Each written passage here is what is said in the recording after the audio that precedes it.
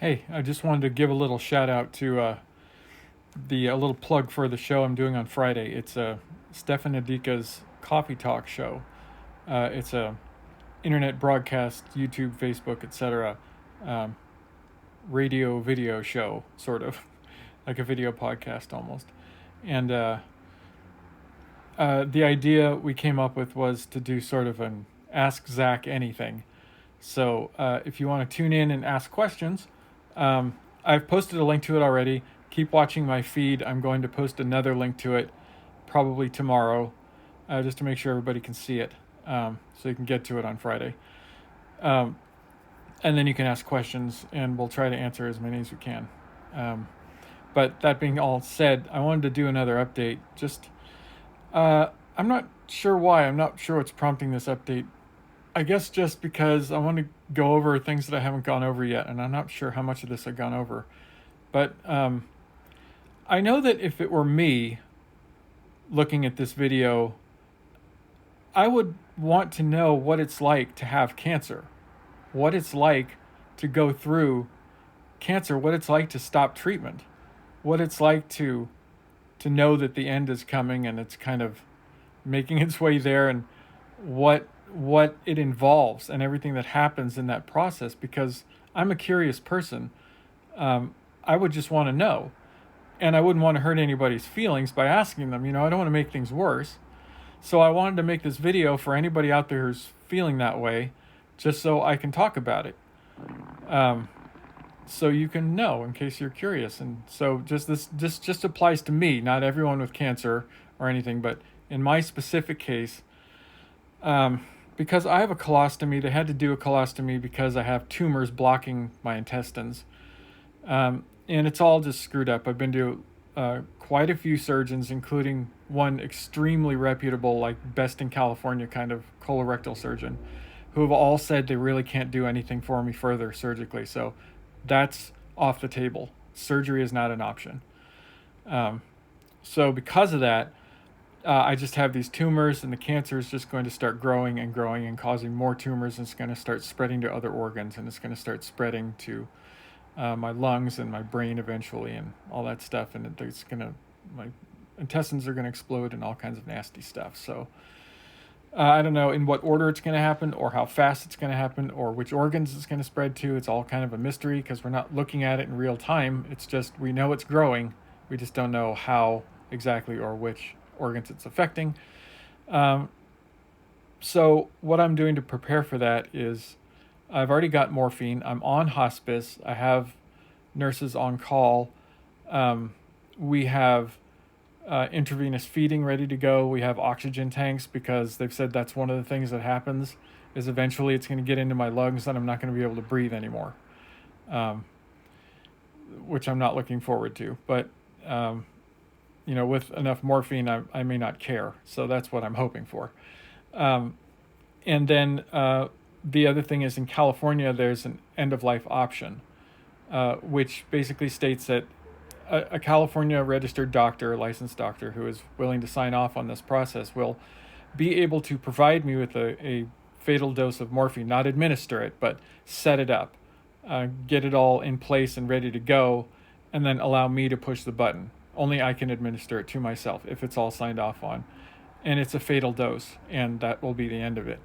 And so there's two things I want to talk about having said those things. One is the importance, in my opinion, of being able to control your own destiny, controlling your own end of life. A lot of people react badly to hearing things about, or the name Dr. Kevorkian, for example, a doctor who assists people with suicide. Assisted suicide is a bad phrase in a lot of people's minds. It turns people off, but you need to understand when you're in a position like mine, when you can't do anything, there's nothing left to do. You literally cannot do anything. This is going to kill me whether I like it or not, whether I want to do anything about it or not, whether I can do anything about it or not. It doesn't matter. It's going to happen. The question is, do I want to die in agonizing pain over a period of months? Or when it gets to the point where I'm completely incapacitated and can't do anything else, would I rather simply just end it with an overdose of morphine, which will simply put me to sleep painlessly? That should be my decision. It should be no one else's decision but mine, or someone that I specifically entrust with that decision. And that's it. States should not have any jurisdiction over that decision, neither should anyone else. This is really important. This is why this is one of those topics that needs to be talked about in society. I mean, we need to get over the fear of assisted suicide, because in cases like this, I don't know if I can convey how terrifying it is to imagine my own fate not being in my hands like that.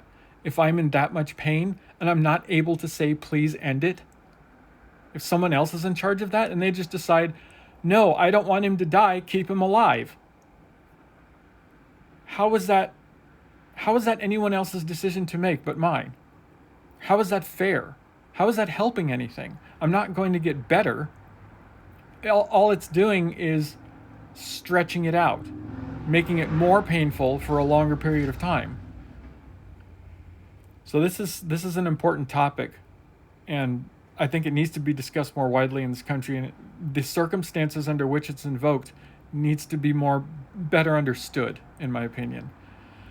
Because now that I'm going through it, I understand how important it is to be able to make that decision for myself. I should be able to decide when it's my time, and I should be able to push that button. That's how it should work. And then the other thing was, aside from the ability to do that, was just, now I forgot what I was going to say, but I mean, it's down to, I think it's down to time frame.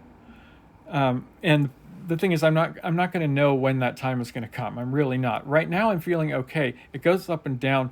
What I'm experiencing right now is, since I'm not on chemo anymore, the nausea is mostly gone. It's come back a few times, but my blockages are getting more restrictive and more consistent.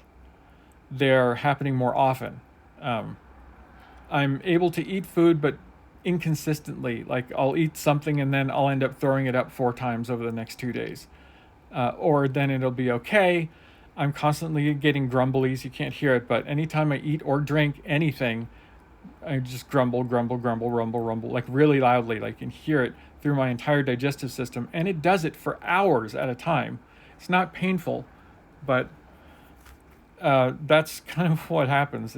It's annoying, and it's inconvenient, but it's not life-threatening at this particular moment. So I think that was most of what I wanted to talk about. But know that that's where I'm at right now. I'm in a good place right this second. I have had bad days recently, and I'm sure I'm going to have some more coming up. But right now I'm okay. And I just wanted to, I guess, bring this up because this has become kind of a hot topic for me. Maybe understandably. So if you can, tune into the show on Friday. Again, I'll post a link to that, I think, tomorrow on my feed in Facebook. So tune in. It'll be recorded on YouTube. If you can't tune in live, you can always go back there later and check it out afterward. But that way I'll be able to answer some of these questions and talk about it online. And, get it out in the open. Let's have a discussion. There's nothing wrong with having a discussion. It shouldn't be as taboo as it is. We need to talk about it. We need to understand it. Because I think it helps everybody, including me. So thanks for listening, and I'll see you next time.